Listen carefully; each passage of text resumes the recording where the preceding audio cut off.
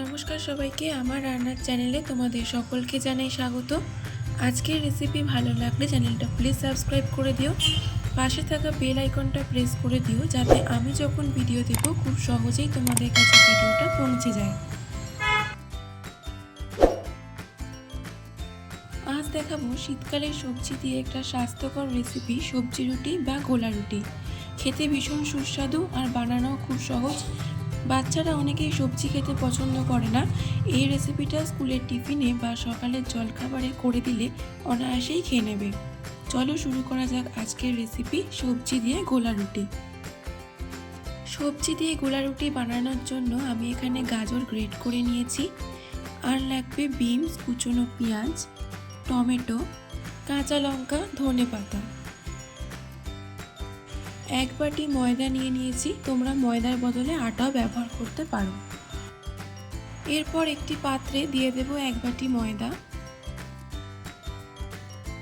সামান্য নুন, পরিমাণ মতো জল। প্রথমে ময়দা অল্প অল্প জল দিয়ে মিক্সড করে নেব।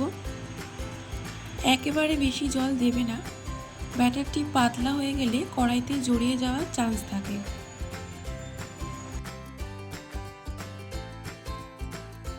ময়দা জল দিয়ে মিক্সড করা হয়ে গেলে তার মধ্যে দেব একটা ডিম দিয়ে আবারও ভালো করে ময়দার সাথে মিক্সড করে নেব।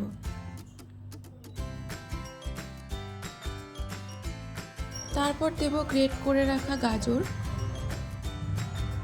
কুচনো পেঁয়াজ, ধনেপাতা,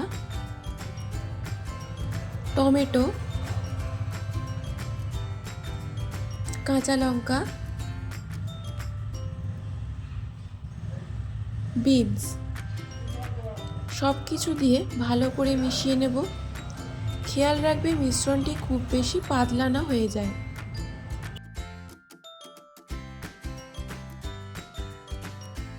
সব শেষে গোলমরিচ দিয়ে মিশিয়ে নিলে ব্যাটার রেডি।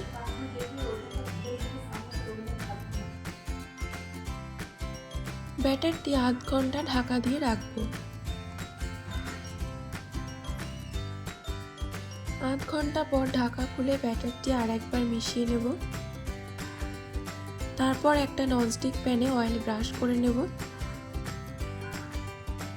এরপর এক হাতা ব্যাটার ননস্টিক প্যানে দিয়ে পাতলা করে ছড়িয়ে দেব।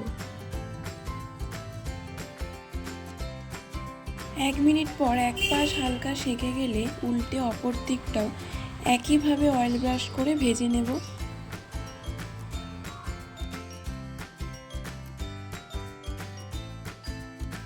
এই একইভাবে আমি সবগুলো করে নিয়েছি। নরম তুলতুলে সবজি দিয়ে গোলা রুটি তোমরা বাড়িতেই অবশ্যই একবার ট্রাই করো। আমাকে কমেন্ট বক্সে লিখে জানিও তোমাদের কেমন লাগলো।